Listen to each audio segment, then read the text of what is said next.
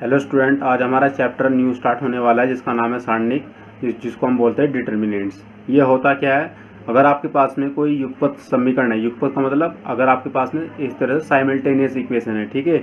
इस तरह से अगर आपके पास में दो इक्वेशन इस तरह से लिखी हुई है, जैसे a1x प्लस b1y और इक्वल टू 0 है, ठीक है। ये फर्स्ट इक्वेशन आपके पास में युगपत समीकरण है या फिर साइमल्टेनियस इक्वेशन, ठीक है। दूसरा इक्वेशन भी इसी तरह से है, वो आपका है कि a2x प्लस b2y, ठीक है। ये आपके पास में दो समीकरण है जिसको हम बोलते हैं युगपत समीकरण या फिर साइमल्टेनियस इक्वेशन, ठीक है। ये मेरा इक्वेशन नंबर फर्स्ट हो गया। और इक्वेशन नंबर 2 जो हम बात करने वाले, इंट्रोडक्शन की बात करने वाले कि सारणी एक्चुअल में होता क्या है, ठीक है। तो फर्स्ट मैंने यहाँ पर दो सारणी आपकी जो इक्वेशन है युगपत समीकरण ली है जिसको हम साइमल्टेनियस इक्वेशन बोलते हैं। और यहाँ पर एक चीज़ इम्पोर्टेंट है कि x नॉट इक्वल टू 0 है आपका और y भी नॉट इक्वल टू 0 है, ठीक है। इसका मतलब है कि x की और y की वैल्यू 0 नहीं होगी यहाँ पर, ठीक है। अब यहाँ पर इक्वेशन 1 और 2 से अगर मैं यहाँ से कुछ रेशियो निकालता हूँ किस तरह से कि फ्रॉम इक्वेशन फर्स्ट यानी कि समीकरण 1 से, तो मुझे क्या क्या चीज़ मिलने वाली है। देखो इक्वेशन फर्स्ट मेरे पास में ये है, मैं इसको यहाँ पर लिख लेता हूँ a1x, और जो आपका b1y है यहाँ प्लस में, अगर मैं इक्वल से उधर ले जाता हूँ तो इधर ये माइनस में आ जाएगा, तो b1y हो जाएगा आपका, ठीक है। इसी तरह से आपका इक्वेशन नंबर हो जाएगा 2 के लिए, जैसे a2x और इक्वल टू माइनस b2y, ठीक है। इसको इक्वेशन नंबर मैं 3 और 4 मान लेता हूँ, ठीक है।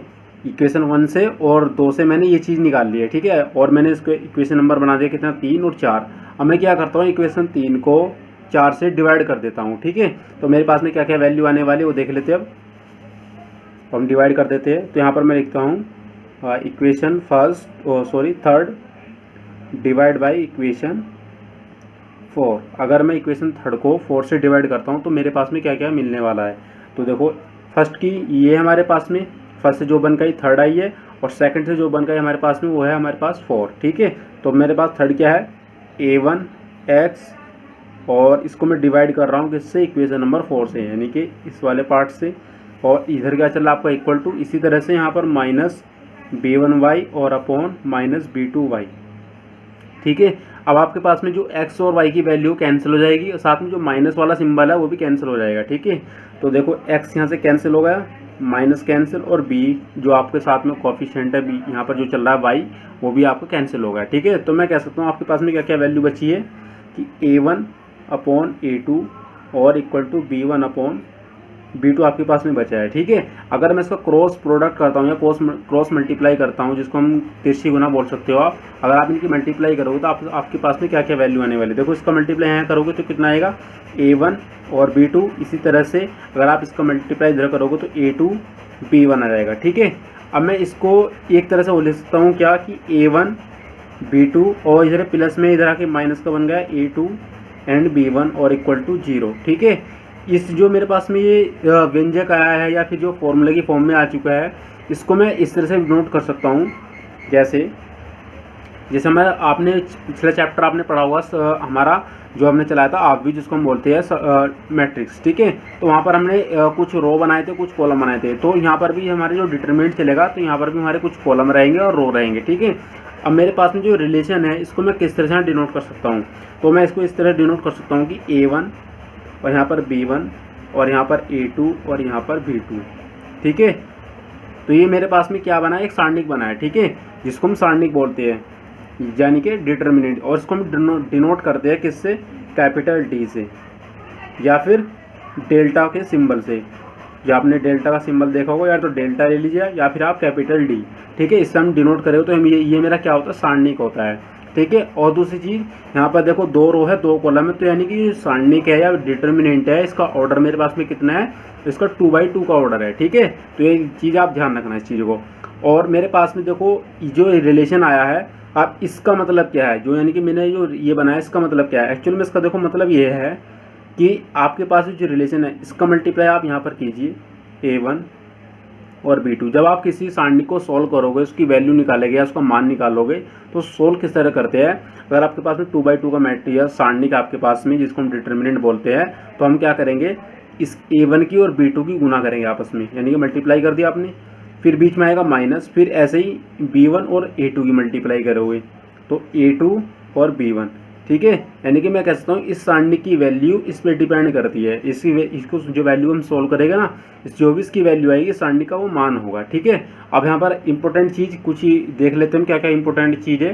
तो देखो, आप किसी भी सारणी को जो सोल्व करोगे हमेशा उसके अंदर जो भी आपका, अगर मैं इस तरह से एरो लेके चलूँ, अगर मैं इस तरह से एरो लेके चलता हूँ, ठीक है, अगर मैं इस तरह से एरो लेके चल रहा हूँ तो मैं बात करूँगा किसकी, उसके अंदर कितनी पंक्तियाँ है। देखो ऐसे लेके चल रहा हूँ, ठीक है, तो मेरे पास में क्या होगी, पंक्तियों को डिनोट करेगा, यानी कि रो को डिनोट करेगा वो मेरे पास में, ठीक है। और अगर मैं इस तरह से डिनोट कर रहा हूँ उसको, या फिर आप ऊपर की तरफ भी लगा सकते हो, कोई दिक्कत नहीं है, इसको भी आप ऐसे लगा सकते हो, कोई दिक्कत नहीं है। बट आपका है कि जो समझने का तरीका वो सही होना चाहिए, ठीक है। यानी कि अगर हॉरिजॉन्टल है तो वो रो होगा आपका, अगर वर्टिकल है आपका तो वो आपका क्या होगा, कॉलम होगा, ठीक है। बिल्कुल ऐसी कंसेप्ट है जैसा आप मैट्रिक्स अभी डिस्कस किया, वहाँ पर रो होते हैं आपके, कॉलम होते हैं, तो यहाँ पर जो वर्टिकल होगा वो आपके क्या होगा, कॉलम्स होंगे, ठीक है। और एक चीज़ और कि यहाँ पर अगर आपके पास में जो ऑर्डर है, यानी कि इसका ऑर्डर कितना है 2x2, यानी कि इसको हम बोलेंगे द्वितीय क्रम का एक सारणिक हमारे पास में, ठीक है। तो हमारे पास में अगर किसी मैट्रिक्स का ऑर्डर हमें पता है, अगर उसका ऑर्डर जो भी होगा उस ऑर्डर के अकॉर्डिंग हम उसको उतने क्रम का क्या बोलेंगे, सारणिक बोलेंगे, ठीक है। और जो हमारे पास में जो A1 B1 और B1 B2 है, ये क्या चीज़ है हमारे पास में, ठीक है। हम ये कहेंगे कि इस सारणिक के ये क्या है, एलिमेंट है, यानी कि उसके अवयव है, ठीक है। तो यहाँ पर हम क्या लिखेंगे कि A1 A2 B1 B2 सारणिक या डिटर्मिनेंट के अवयव है, यानी कि एलिमेंट है, ठीक है। तो या फिर कह सकते हो आप A1 A2 and B1 B2 are the element of a given determinant, ठीक है। आप इसको इस तरह से डिनोट कर सकते हो। और आपके पास में जो इनके जो ये पद हो गए, यानी कि आपके पास में जो ये गुना वाला जो आपके पास में डिनोटेशन आ रहा है, डिनोट कर रहे हो जिसको A1 और B2, यानी कि ये पहला पद है आपके पास में, यानी कि ये फर्स्ट टर्म है। और उसके बाद माइनस के बाद में दूसरा टर्म आपकी स्टार्ट हो जाए A2 एंड B1, ये आपकी दूसरी टर्म होगी, ठीक है। तो इस तरह से हम कह सकते हैं कि इसके अंदर हमारे दो पद है। अगर 2x2 का हमारे पास में कोई सारणिक है या फिर डिटर्मिनेंट है, उसके अंदर हमारे कितने पद होंगे, 2 पद होंगे, ठीक है। तो इस तरह से हम किसी भी सारणिक के लिए या डिटर्मिनेंट के लिए हम उसके पद भी बता सकते हैं। अब जो आपके पास में जो A1 और B2 है और A2 B1 है, यानी कि जो मैंने आपको पद वाली बात बताई है, तो ये सारणी के क्या है, पद है, ठीक है। तो यहाँ पर मैं कुछ इंपॉर्टेंट पॉइंट बना के लिख रहा हूँ, आप उनको नोट डाउन भी कर सकते हो। तो पहला पॉइंट मैं लिखता हूँ यहाँ पर कि A1 B2 and A2 B1 are the term of given determinant, यानी कि हमारे पास में जो भी सारणिक होगा तो उसमें A1 B2 या A2 B1 क्या होगा, उसके पद होंगे, ठीक है। यानी कि उस सारणी के क्या है, पद है। तो मैं हिंदी में आप समझ सकते हो कि A1 B2 और A2 B2 उस सारणिक के क्या है, पद है, ठीक है। तो दूसरा पॉइंट मैं ले सकता हूँ यहाँ पर, ये इंपॉर्टेंट चीज़ है, ये छोटी छोटी बातें आपको एग्जाम में बहुत हेल्प करने वाली है, ठीक है। दूसरी चीज़ मैं लिखता हूँ कि अगर मैं A1 B2 minus A2 and B1 अगर आपके पास में लिख रहा हूँ तो ये क्या चीज़ है, ठीक है। तो मैं लिखूँगा जो मेरे पास में है, ये क्या है मेरे पास में, ये एक्सपेंशन है। एक्सपेंशन क्या होता है, एक्सपेंशन का मतलब होता है विस्तार या फिर प्रसार, ठीक है। दोनों का मतलब एक ही है, एक्सपेंशन विस्तार या प्रसार। कोई भी सारणी दिया होगा, अगर हम उसको इस तरह से रिप्रेजेंट कर रहे हैं तो उस सारणी की वैल्यू निकाल रहे हैं, तो सबसे पहले उस सारणी को इस तरह से आपको एक्सपेंड करना पड़ेगा, ठीक है, या फिर विस्तार या प्रसार आपको प्रसार करना पड़ेगा। तो उस सारणी का क्या होगा, वो इस तरह से अगर आपकी फॉर्म बनती है तो क्या होगा, एक्सपेंशन या फिर विस्तार या फिर प्रसार, ठीक है। और एक और चीज़ जो आपने सारणी का आपने बनाया है कि उसके अंदर आपके एलिमेंट थे कि A1 B1 और A2 एंड B2, ठीक है। अब जो यहाँ पर जो आपके एलिमेंट है ये आमने सामने, ठीक है, ये आपके जो A1 और B2 है ये मुख्य विकर्ण के आपके क्या अवयव है, ठीक है। तो मैं कह सकता हूँ आपको मुख्य विकर्ण कौन सा है, जिसको हम बोलते हैं लीडिंग डायगोनल या फिर मेन डायगोनल, जिसको हम प्रिंसिपल डायगोनल भी बोलते हैं, ठीक है, मुख्य विकर्ण। तो यहाँ पर मुख्य विकर्ण में आपके कौन कौन है, A1 एंड B2। तो आप कह सकते हो कि यहाँ पर आपकी A1 और B2 को डिनोट कर रहे हैं, ठीक है, मुख्य विकर्ण को, ठीक है। तो यहाँ पर लिख सकते हो आपकी A1 और P2 मुख्य विकर्ण को निरूपित करते हैं। ठीक है, आपके कोई भी मैट्रिक्स हो या फिर कोई भी आपका सारणिक हो या जिसको हम डिटरमिनेंट बोलते हैं, उसके अंदर आपके दो डायगोनल होते हैं। ठीक है, जो आपका लेफ्ट से राइट की तरफ होगा बॉटम की तरफ, यानी कि लेफ्ट से राइट की तरफ होगा बॉटम की तरफ, और यहाँ पर क्या होगा लेफ्ट से यानी कि टॉप साइड से, और लेफ्ट से जो नीचे की तरफ होगा बॉटम में राइट की तरफ, तो वो तो होता है आपका क्या, लीडिंग आपका डायगोनल या फिर प्रिंसिपल डायगोनल, जिसको हम मेन डायगोनल भी बोलते हैं, यानी कि मुख्य विकर्ण। ठीक है, इस बहुत इंपॉर्टेंट है। दूसरा डायगोनल आप इस तरह से भी दे सकते हो, पर हम जो बात करें मुख्य विकर्ण की, तो मुख्य विकर्ण इसमें कौन सा है, A1 और B2 वाले के बीच में। ठीक है, और जो हमने मेथड लगाया, ये लगाया हमने युगपत समीकरण के लिए, जो कि हमारे पास में इस तरह से इक्वेशन थी। देखो, अगर मैं बात करता हूँ कि किस तरह की इक्वेशन है, इस तरह से मेरे पास में कोई दो साइमल्टेनियस इक्वेशन है, इस तरह से आप दूसरा इक्वेशन भी बना सकते हो। किस तरह, तो स्टूडेंट हमारे पास में न्यू टॉपिक है, किसी सारणी की पंक्ति और स्तंभ कैसे हम ज्ञात कर सकते हैं, किस तरह से हम बता सकते हैं। ठीक है, तो यहाँ पर हम कुछ डिस्कस करते हैं। तो जैसे मान कर चलो मेरे पास में दो मैट्रिक्स है, वो इस तरह से लिखे हुए हैं। ठीक है, अभी इसके अंदर कोई एलिमेंट नहीं है, इसलिए समझाने के लिए बता रहा हूँ। ये दूसरा मैट्रिक्स है मेरा, वो सॉरी डिटरमिनेंट है। ठीक है, जिसको हम सारणिक बोलते हैं। ठीक है, अगर आपके पास में इस तरह से यानी कि वर्टिकल फॉर्म में अगर आप कोई चीज़ देखते हो, तो उसको हम बोलूँगा कॉलम। ठीक है, जैसे C1 से डिनोट कर रहा हूँ, कॉलम आपका पहला हो गया, दूसरा कॉलम, तीसरा कॉलम। ठीक है, कॉलम से आपका C1 हो गया और C2 और C3। इसी तरह से अगर मैं बात करूँ हॉरिजॉन्टल के फॉर्म में, यानी कि इस तरह से, तो आपको यहाँ पर क्या दिख रहा है कि आपकी ये रो है, तो मैं इसको मानता हूँ ये पहली रो है R1, ये R2 और ये R3। ठीक है, तो मैं कह सकता हूँ किसी भी सारणिक के अंदर अगर आपकी कोई भी चीज़ क्षैतिज फॉर्म में है, क्षैतिज का मतलब लेटी हुई है, यानी कि हॉरिजॉन्टल फॉर्म में है, तो उसको मैं क्या बोलूँगा, आपका वो होगी रो, यानी कि पंक्तियाँ होगी आपकी वो, यानी कि ये पहली रो होगी, इस तरह से दूसरी रो होगी, ये तीसरी रो होगी। ठीक है, जिसको मैं डिनोट कर रहा हूँ क्रम से R1, R2 और R3। ठीक है, अगर आपके पास में कोई मैट्रिक्स आपके पास में कोई सारणिक इस तरह से है, अगर उसके अंदर एलिमेंट आपको लग रहा है कि वर्टिकल, यानी कि आपको क्षैतिज ना होकर ऊर्ध्वाधर फॉर्म में दिख रहे हैं, यानी कि खड़े हुए। ठीक है, तो उसको मैं क्या बोलूँगा, C1 और C2 और C3, जिसको हम कॉलम बोलते हैं। ठीक है, तो ये बेसिक चीज़ है जिसे आपने मैट्रिक्स के अंदर भी सीखी है। तो अगर आपके पास में कोई चीज़ खड़े हुए फॉर्म में देखेंगे तो वो आपके क्या होगी, कॉलम होते हैं। अगर आपके उसमें लेटे हुए फॉर्म में देख रहे हो, जिसको हम क्षैतिज बोलते हैं, तो हमारे क्या होते हैं, तो रोज होती है, जिसको हम पंक्तियाँ बोलते हैं। ठीक है, तो हमारे पास एक न्यू टॉपिक है सारणिक का क्रम, जिसकी हेल्प से हम किसी सारणिक का क्रम बता सकते हैं, जिसको हम बोलते हैं ऑर्डर ऑफ ए डिटरमिनेंट। ठीक है, ये कैसे हम फाइंड आउट कर सकते हैं, तो यहाँ पर मैं एक चीज़ लिखता हूँ, देखो कि सारणिक का क्रम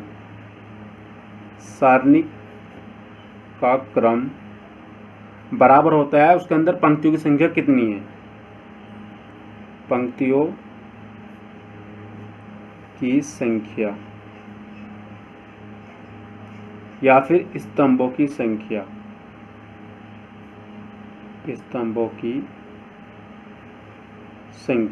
जिसको आप इंग्लिश में भी लिख सकते हो, इसको आप लिख सकते हो कि ऑर्डर ऑफ ए डिटरमिनेंट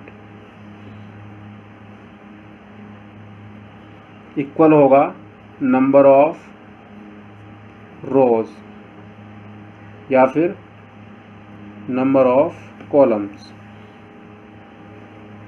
ठीक है, अगर आपको किसी सारणी का क्रम बताना है तो सबसे पहले उसके अंदर ये पता कर लीजिए कि उसके अंदर कितनी पंक्तियां हैं, या फिर पता कर लीजिए कि उसके अंदर कितने स्तंभ है। ठीक है, अगर आपने वो पता कर लिया तो आप उस सारणी का क्या बता सकते हो, ऑर्डर या फिर क्रम बता सकते हो। ठीक है, जैसे मैं फॉर एग्जांपल बात करता हूँ, अगर मेरे पास में कोई द्वितीय क्रम का अवयव यानी कि 2x2 का, अगर मेरे पास में कोई 2x2 का मैट्रिक्स है जिसको हम बोलते हैं द्वितीय क्रम का सारणिक है, तो उसके अंदर अवयवों की संख्या कितनी होगी, तो यहाँ पे लिखता हूँ नंबर ऑफ एलिमेंट्स,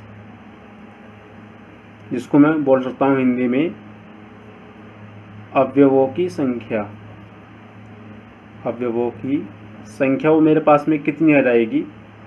अब देखो मेरे पास में 2 का मैट्रिक्स है, यानी कि 2x2 का मैट्रिक्स है, तो मैं इसको इस तरह से लिखूंगा। अगर देखो 2 का मैट्रिक्स है मेरे पास में, तो मैं 2 लिखूंगा और उसकी पावर 2 करूंगा। ठीक है, तो इसका मतलब है कि उसके अंदर 4 आपकी क्या है, एलिमेंट है या अवयव है, ठीक है। और उसके अंदर पद कितने होंगे तो वो भी देख लेते हैं। तो नंबर ऑफ टर्म्स यानी कि पदों की संख्या। तो पदों की संख्या जो होगी आपके पास में, पदों की संख्या इस तरह से होगी, जो भी आपने पावर की है यानी कि जितना ऑर्डर का आपका मैट्रिक्स है उसी का आपको फैक्टोरियल कर देना है, जिसका मतलब होता है 2, ठीक है। आपको फैक्टोरियल किस नहीं आता तो मैं आपको अभी बताऊंगा उसके बारे में। फिलहाल अभी आप समझिए कि फैक्टोरियल का सिंबल है, ठीक है। आप इसको तो डिनोट करते हो फैक्टोरियल से। इसका दूसरा सिंबल भी होता है, आप इसको इस तरह से भी डिनोट कर सकते हो, फैक्टोरियल 2। दोनों का मतलब 1 होता है, ठीक है। ये तो हो गया 2/2 के लिए, ठीक है, कि किस तरह से हम किसी मैट्रिक्स का क्या बता सकते हैं, पदों की संख्या और उसके अंदर कितने अवयव है, ठीक है। अगर मेरे पास में मान चलो कि 3/3 का क्या है, मेरे पास में एक सारणिक है, ठीक है। अगर उसमें मुझे देखना है कि उसमें पदों की संख्या कितने है, कितने उसके अंदर पद है, ठीक है। तो देखते हैं हम कैसे सॉल्व करेंगे उस चीज़ को। अगर मेरे पास में देखो 3/3 का ये क्या है, मेरे पास सारणिक है या डिटर्मिनेंट है, तो मैं चाह रहा हूँ कि उसके अंदर पदों की संख्या और साथ साथ उसमें अवयवों की संख्या कितनी है वो पता करनी है मुझे, ठीक है। तो पहले मैं लिखूँगा number of element, number of element. तो नंबर ऑफ एलिमेंट इसका मतलब होता है पदों की संख्या। अभी मैंने क्या बताया आपको कि जो पदों की संख्या होगी, आपको जितना बाई ऑर्डर का दिया होगा उसका आपको क्या करना है, उसकी पावर कर देना है बस आपको 2, क्योंकि 3/3 का है उसकी पावर आपको बस 2 कर देना है, ठीक है। इसका मतलब होता है कि उसके अंदर टोटल नंबर ऑफ एलिमेंट कितने होंगे, 9 होंगे, ठीक है। इतनी बात समझ में आई। अगर आपको कोई चीज़ समझ में नहीं आई है तो आप वीडियो को पॉज कीजिए, उसको दोबारा से आप देखिए, ठीक है। अगर आप उसके अंदर पदों की संख्या देखना चाह रहे हैं कि उसके अंदर कितनी टर्म है, तो यहाँ पर लिख दीजिए आप नंबर ऑफ टर्म्स। तो वो किस तरह से निकलेगी, देखो जितने बाई जितने का आपको क्या है मिल रहा है, सारणिक मिला है, उतने का ही आप क्या करोगे, फैक्टोरियल करोगे, ठीक है। जिसको आप इस तरह से भी लिख सकते हो, जिसका मतलब होता है कितना, 6। ये किस तरह से एक्सप्लेन करते हैं वो भी मैं अभी बताऊंगा इसके बारे में कि फैक्टोरियल को किस तरह से एक्सप्लेन करते हैं, ठीक है। अगर आपके पास में इसी तरह से अगर 4/4 का आपके पास में क्या हो, सारणिक हो कोई, तो उसके अंदर नंबर ऑफ एलिमेंट कितने हो गए, जिसको हम बोलते हैं अवयवों की संख्या, ठीक है। तो नंबर ऑफ एलिमेंट तो वो आपके इस तरह से आएंगे, जितने का मेरे पास में ऑर्डर है उसका मैं क्या करूँगा, पावर कर दूंगा, ठीक है। अभी तक मैंने कुछ चेंज नहीं करा, बस जितना मेरे पास में ऑर्डर है उसकी मैं स्क्वायर कर देता हूँ बस, ठीक है। और उसके अंदर फिर मैं उसको एक्सप्लेन कर देता हूँ, जिसका मतलब होता है 4 चौका आपका 16 होता है, यानी कि उसके अंदर 16 क्या है, आपके एलिमेंट है। और नंबर ऑफ टर्म की बात करता हूँ,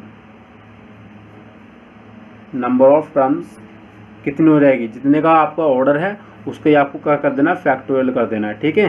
किस तरह से एक्सप्लेन करेंगे इसको, देखो 4 से आपका होता है 12, 12 दूनी 24, ठीक है। देखो मैं फैक्टोरियल को आपको बता देता हूँ यहीं पर। देखो इसका अगर मतलब ये होता है, देखो जो भी आपका फैक्टोरियल है, ठीक है, आप उसको इस तरह से लिख सकते हो, 4 × 3 × 2 × 1, ठीक है। आप अगर फैक्टोरियल 4 लिखा है तो उसको इस तरह से एक्सपेंड कर सकते हो और फिर बाद में आपको सबको मल्टीप्लाई कर देना है, ठीक है। तो 4 × 12 दूनी 24, यानी कि इसका मतलब है उसके अंदर आपके 24 एलिमेंट आपके टर्म्स है, ठीक है, यानी कि पद है उसके अंदर, पदों की संख्या कितनी, 24 बनेगी, ठीक है। और ऐसे ही अगर आपके पास में n क्रम का अवयव है, ठीक है, जिसको मैं लिख सकता हूँ n क्रम के सारणिक में, ठीक है, n क्रम के सारणी। और जैसे मैंने लिखा है 3/3, 4/4, तो आपको यहाँ पर जरूरी नहीं कि 3/3 लिखना है 4/, अब क्योंकि देखो सारणी के अंदर आपकी रोज और कॉलम आपके बराबर होते हैं। जो आपको ध्यान रखना, जो भी आपका सारणिक होगा वो हमेशा क्या होगा, एक आपका वर्ग सारणिक होगा, ठीक है, जिसको हम हमेशा क्या एक स्क्वायर की फॉर्म में देखने वाले हैं, ठीक है। तो हमेशा उसके अंदर एक सारणी के अंदर रो और कॉलम आपस में क्या होंगे, बराबर होंगे, ठीक है। तो इसलिए यहाँ पर मैंने क्या लिखा है, n क्रम के सारणिक में। अगर आपके पास में कोई n क्रम का सारणिक है तो उसके अंदर आपके अवयवों की संख्या कितनी आने वाली है, तो देख लेते हैं। अवयवों की संख्या, अवयवों की संख्या जिसको हम बोलते हैं नंबर ऑफ एलिमेंट, तो मेरे पास में कितनी आ जाएगी, देखो मैंने यहाँ पर लिखा था 4, तो 4 का मैंने स्क्वायर करा, 3 लिखा तो 3 का स्क्वायर, अगर यहाँ पर n है तो n का क्या करूँगा, मैं स्क्वायर कर दूंगा, ठीक है। देखो यहाँ पर मैं बता रहा हूँ फिर से, यहाँ पर मैंने n/n नहीं लिखा है, अगर आप लिखना चाहो तो लिख सकते हो, इसका कोई फर्क नहीं पड़ता है, बस ये समझाने के लिए है कि इसके अंदर ये, इसका मतलब ये है कि जितने आपके रो है उतनी आपकी कॉलम है, ठीक है। तो यहाँ पर आप एक चीज़ लिखोगे आप तो भी आपका काम चल जाएगा, ठीक है, क्योंकि आपके रो और कॉलम यहाँ पर आपके बराबर है, ठीक है। तो अब मैं लिख सकता हूँ अवयवों की संख्या या फिर number of element n square हो गया आपके, ठीक है, अगर आपके पास में n क्रम का कोई सारणिक है या डिटर्मिनेंट आपको गिवन है, ठीक है। अगर उसके अंदर आपको पदों की संख्या बतानी है कि पदों की संख्या कितनी है, तो नंबर ऑफ या फिर पदों की संख्या अगर आपको निकालनी है, जितना भी ऑर्डर है उसका, जैसे n ऑर्डर है तो उसको आपको क्या कर देना है, फैक्टोरियल कर देना है, ठीक है। तो ये होता है किसी भी सारणिक के पदों की संख्या ज्ञात करना। अब मैं बात कर लेता हूँ देखो एक बार डिस्क्रिप्शन में कि फैक्टोरियल को किस तरह से एक्सप्लेन करते हैं, ठीक है। अगर मैं बात करूँ देखो इस वाले फैक्टोरियल की, देखो इसका फॉर्मूला ये होता है कि फैक्टोरियल n, या फिर आप इसको इस तरह से डिनोट कर सकते हो फैक्टोरियल n। इसका फॉर्मूला होता है देखो n-1, यानी कि एक पहले से टर्म आपकी कम हो जाएगी, और n-2, n-3, और ऐसे ही जब तक जाएगा कहाँ तक, जब तक कि आपकी वैल्यू 1 ना बन जाए, 3, 2, 1, ये आपका तब तक चलता रहता है। देखो जैसे यहाँ पर हमने एक्सप्लेन करा था तो 1 बन गया था, और ये आपने देखा ना ये आपका डॉट नहीं, ये आपका मल्टीप्लाई वाला सिंबल है, ठीक है, डेसिमल वाला पॉइंट नहीं है, ये आपको मल्टीप्लाई है, ठीक है। और आप n की जगह कुछ भी नंबर ले लीजिए, जैसे मैं बात करता हूँ फैक्टोरियल 5, ठीक है, इसकी मुझे वैल्यू निकालनी क्या होती है। देखो n की जगह कितना है, इस बार 5 है, तो यहाँ पर मुझे क्या करना है, देखो n-1 यानी कि 5, 5-1 और 5-2, 5-3 और 5 देखो आपको क्या हो रहा है, आपको घटाते जाना है, ठीक है। और यहाँ पर देखो 2 और यहाँ पर 3 और यहाँ पर आपको कितना हो जाएगा 4, और यहाँ पर आपको 5 माइनस, यहाँ पर देखो आपको कितना हो जाएगा 5। बट आपको लास्ट वाली टर्म आपको लिखनी नहीं है, अगर आप इसको लिखोगे तो फैक्टोरियल जरूर लगाना, ठीक है। कोई अभी इसका लॉजिक बताऊंगा क्या होता है। तो यानी कि आपको जब तक ये इक्वल हो जाए, यानी कि दोनों इक्वल, आपकी जो नंबर है इक्वल हो जाए, आपको तब तक लिखना है। अब इसका मतलब क्या है, देखो ये 5, ये 4, यहाँ पर कितना बचा 3, यहाँ पर आपको 2 बचता है, और यहाँ पर बचता है 1। अब इसका मतलब क्या है, देखो इसका मतलब है 0 पर फैक्टोरियल लगा रखा है। अब आप एक चीज़ ध्यान रखना कि फैक्टोरियल 0 का मान आपका होता है 1, ठीक है। तो फैक्टोरियल 0 का मान कितना होता है, 1 होता है। आपने 11th क्लास में ज़रूर पढ़ा होगा कि फैक्टोरियल 0 का मान कितना होता है, 1 होता है। अगर मैं यहाँ पर इसकी वैल्यू को पुट कर देता हूँ तो मेरे पास में वैल्यू क्या बचेगी, बिल्कुल ऐसे ही आ जाएगी, ठीक है। और फिर सबको मैं क्या कर दूँ, मल्टीप्लाई कर दूँगा, ठीक है। तो 5 चौक 20 और 20 या 60 दूनी 120, ठीक है। आप चाहो तो उसको डायरेक्ट भी एक्सपेंड कर सकते हो, जैसे आपने मैंने यहीं पर फॉर्मूले की तरह एक्सपेंड करके दिखाया आपको। आप इसको इस तरह से भी एक्सपेंड कर सकते हो कि 5 × 4, 3, 2, 1, यानी कि आपको एक ही काम करते जाना है, उसका फैक्टोरियल आपने फिर क्या कर देना, मल्टीप्लाई करके इसको एक्सपेंड कर देना है, ठीक है। तो आंसर आपको कितना आ जाएगा, देखो 120, ठीक है। इस तरह से आप देखो निकाल सकते हो फैक्टोरियल 4 को भी, 4, 3, 2, 1, तो ये कितना आ जाएगा, देखो अभी हमने सोल्व करा था 24। इस तरह से आप निकाल सकते हो 3 का भी फैक्टोरियल, 3 कितना होता है आपका 3, 2, 1 यानी कि 6। आप निकाल सकते हो 6 का भी फैक्टोरियल 6, तो यानी कि 6, 5 और 4, 3, 2, 1। देखो अभी तक हमने जो 5 वाला निकाल कर रखा कितना आ रहा है, 120 आ रहा है, और 6 का मल्टीप्लाई और कर दीजिए बस में, क्योंकि 6 मल्टीप्लाई बाई 120, ठीक है। इन दोनों को मल्टीप्लाई करोगे तो कितना आएगा, देखो 6 0 0 होता है, 6 दूनी आपको कितना होता है 12, कैरी 1, 6 कम 4 1 7, 720 आ गया आपका, ठीक है। तो इस तरह से हम किसी भी फैक्टोरियल को एक्सपेंड कर सकते हैं, ठीक है। ये आपका फॉर्मूला होता है ये वाला, जो भी आपको मैंने बताया है, ठीक है। नेक्स्ट वीडियो में हम बात करेंगे किसी सारणी के विस्तार को कि हम किस तरह से सॉल्व कर सकते हैं, जिसको हम बोलते हैं एक्सपेंशन ऑफ ए डिटर्मिनेंट, ठीक है। तो अब तक के फिलहाल इतना ही। अगर आपको वीडियो पसंद आया तो वीडियो को लाइक कीजिए, अपने फ्रेंड के साथ में शेयर कीजिए, और अभी तक आपने हमारा चैनल सब्सक्राइब नहीं किया है तो चैनल को जरूर सब्सक्राइब करें, और साथ में जो बेल आइकन का जो बटन है उसको भी प्रेस करें। मिलते हैं नए वीडियो में नए टॉपिक के साथ में, तब तक के फिलहाल इतना। Goodbye and take care.